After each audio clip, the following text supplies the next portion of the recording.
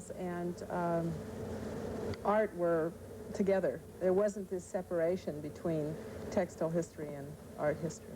Recently, you've acquired actually that beautiful piece of machinery right over there, an antique jacquard loom. How and where did you get it, and what do you intend for its use? This is an old jacquard loom, or a jacquard that goes on a loom that was that I purchased in Lyon, France, which was the old silk textile industry from the Middle Ages on. And I'm very interested in using this piece of machinery and adapting it to my work. The jacquard was a precursor to the computer. It was really like the first computer. You have cards and you punch out your design. The thing about a jacquard is that you can operate every thread separately, so you can create any kind of image that you want to. And so I'm trying to adapt this to my work. These are graph designs for the jacquard mechanism, and each one of these squares is filled in square by square to the image that I want. And then on each line here, one of these cards is punched for each one of these lines. And then it's put, and this is the fabric that's created from this. So you can see how many fine threads go into making up this fabric. And then the cards are put on the loom here, or this is the jacquard mechanism here, and these hooks, the cards are red, and these hooks are lifted up. And of course lift the threads up, and this is the fabric. What will the jacquard permit you to do that other looms do not?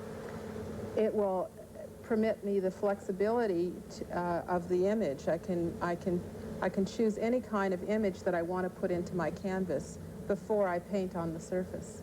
Your work explores the optical effects of woven structures. If you look at the finished tapestry, you can see the depressions and the multi-layers that actually relate to the underlying structure. And then the surface image itself seems to create an illusion all of its own. Is that what you have in mind? I think that I do use illusion in my work. I don't think it's the primary point of which it's about. What I'm interested in is when you look at a textile and it moves in space and light hits it in different ways, you see what I call different faces of the same surface. So even though you have the same image, the way that you look at it, the way the light hits it, you see it in different aspects. And that's what I'm trying to capture within the work. So that some of it is illusion, and yet it's real. It's based very substantially within the textile.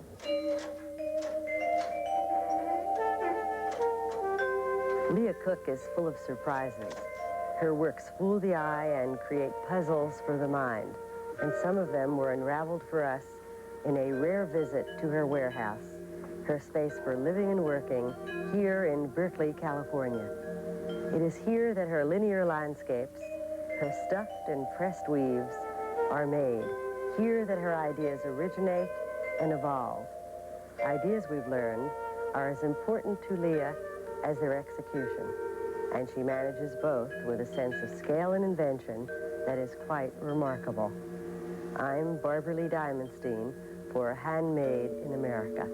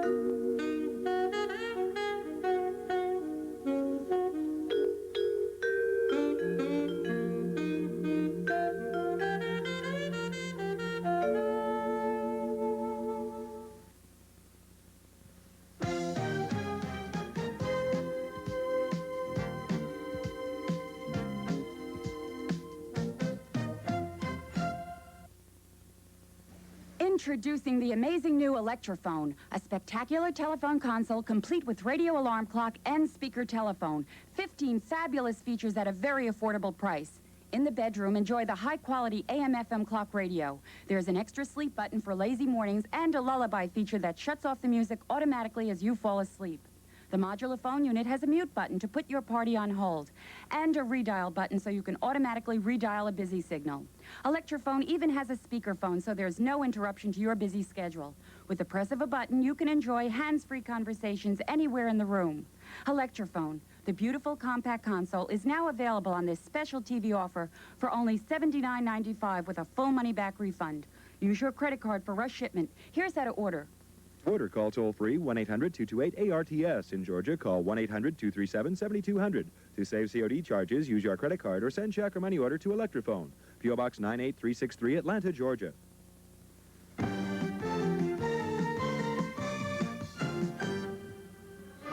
Visit Mr. Rattler and the San Francisco Opera with Luciano Pavarotti, Birgit Nilsson, Placido Domingo, and Leontine Price. Share their love for opera and the man who made so many magical performances possible, Kurt Herbert Adler, Impresario to the Stars, Thursday on the Arts and Entertainment Network. You are watching the Arts and Entertainment Network, television people can look up to. We'll return in a moment.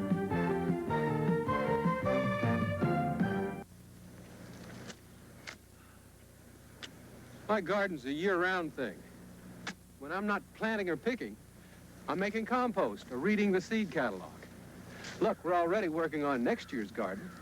It's a medium-sized kitchen garden with a spring and fall planting.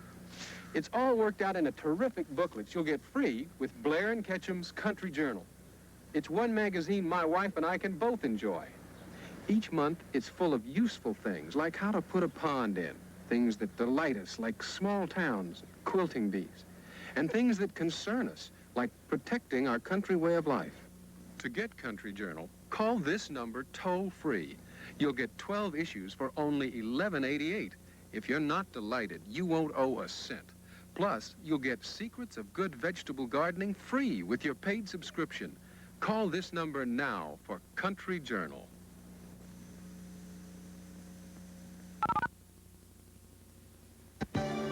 This is the Arts and Entertainment Network, television people can look up to.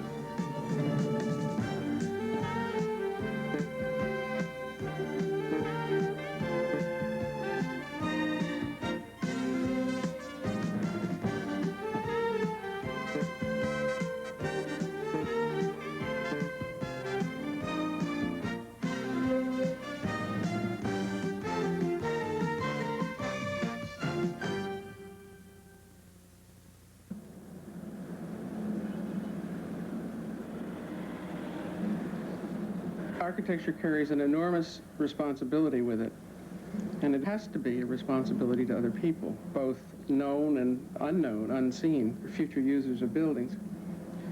We work for buildings that affect the eye and the senses and the body and the spirit of all the people who are going to be inside them, as well as look at them from the outside. As for the moral aspects of architecture, I think that you somehow like doing things if it seems to be making a better world, so to speak. I mean, I think you can't be an architect if you're a pessimist.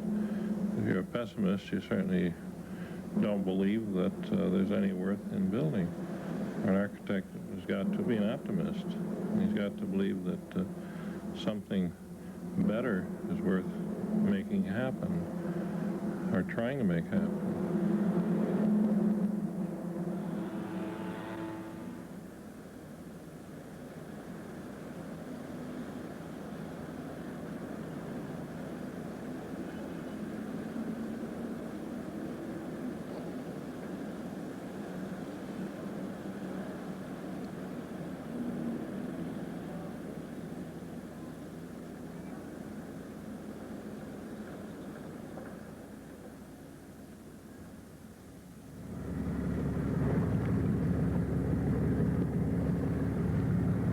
You know, after Venice, every developer in the United States wanted to make a little Venice, and they built them all around in Florida. and they made little canals, and they put houses along the canals. But very funny, it never turned out the same. Always a little different and not so good. In fact, most of them are terrible. But I think everybody dreamed to have a Venetian palace.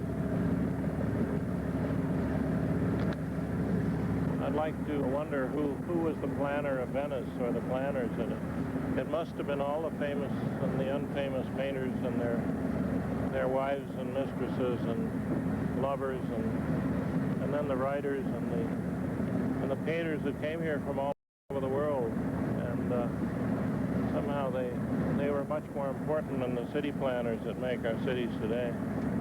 And so if we find something in Venice, it's a different way of making a city, and the city's a fantasy.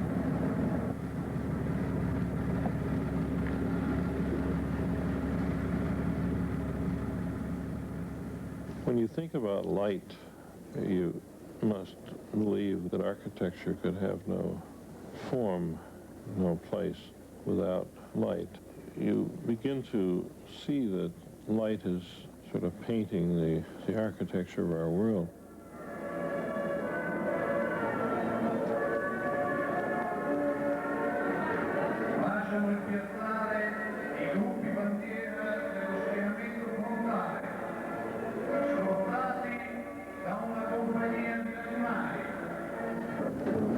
Sometimes I think that you have space, you have an empty space, and until you put something in the middle of that space, like the flowers over there, or the people walking through the square, the space doesn't exist without the something is on stage. I mean, the flowers are on stage, or this couple walking by. The space alone is an empty space.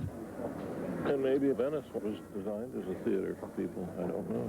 But I think the most important thing is the theater is an experience, and to examine what that experience is. I don't think it's a terribly intellectual thing. I think it's a piece of pleasure, a whole part of your life.